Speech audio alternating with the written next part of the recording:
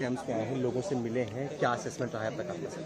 देखिए, हम आके देख रहे हैं कि आज भी लोग उन भूले नहीं कि उनके साथ क्या हुआ है, किस प्रकार से रात को अपने जान को बचाने के लिए घर से भागना पड़ा, किस प्रकार से उन लोगों पर हिंसा हुई, किस प्रकार से उनको धमकाया गया।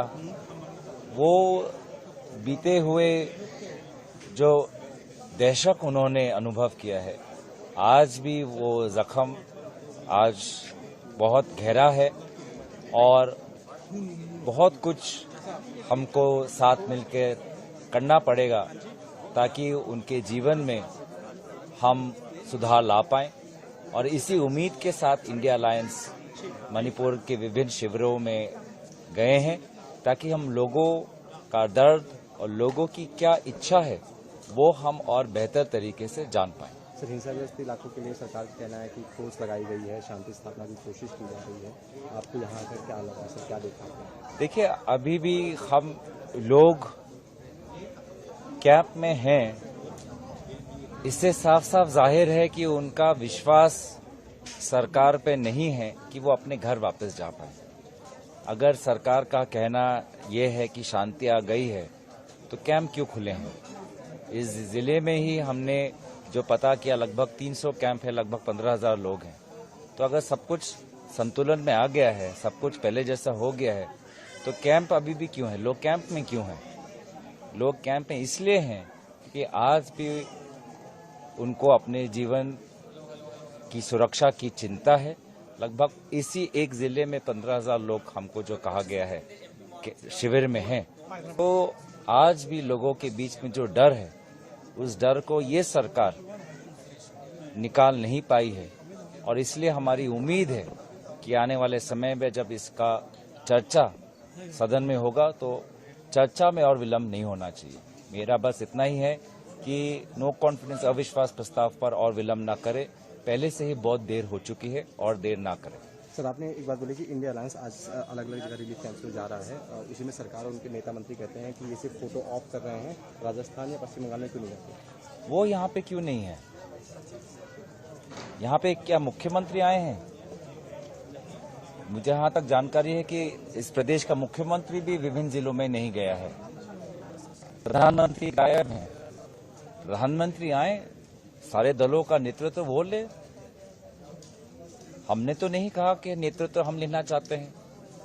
अगर प्रधानमंत्री नेतृत्व लेकर एक ऑल पार्टी डेलीगेशन यहाँ पे लेके आए मणिपुर में, तो उसमें हम भी शामिल होंगे, हम भी स्वीकार करेंगे।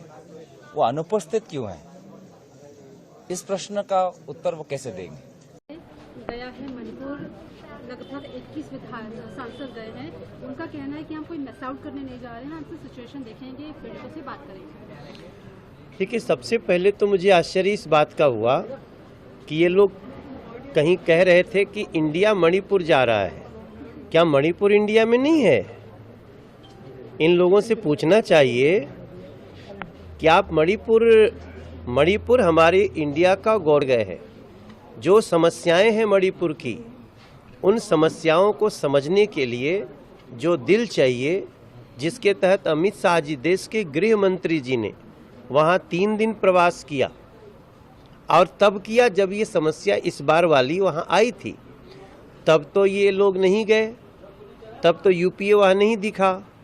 आज जब वहाँ सुख शांति बहाल हो रही है, जब जिनके बीच संघर्ष हुआ था वो लोग भी बातचीत के द्वारा और सब कुछ वहाँ पे शांति की तरफ अग्रसर है, तब जाना और जाने से वहाँ की बातें जानने से ज़्यादा फ़ोटो चमकाना। आपने देखा होगा एयरपोर्ट पे जाके फ़ोटो डाल रहे हैं, एयरपोर्ट जाते हुए फ़ोटो डाल रहे हैं।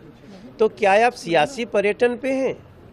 तो इन पे कई सवाल उठते हैं। फिर भी हम तो इनका स्वागत करते हैं, आप वहाँ हो के आइए, लेकिन चर्चा तो करिए।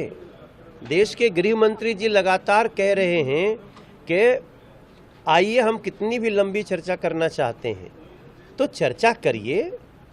जो मणिपुर से प्यार करेगा वो चर्चा से इनकार नहीं करेगा। और देश के गृह मंत्री कह रहे हैं हम चर्चा करना चाहते हैं। साथ ही मैं एक बात और याद दिलाना चाहता हूं आज जो दुर्घट घटना हुई है मणिपुर में, 147 लोगों की उसमें जानें गई हैं।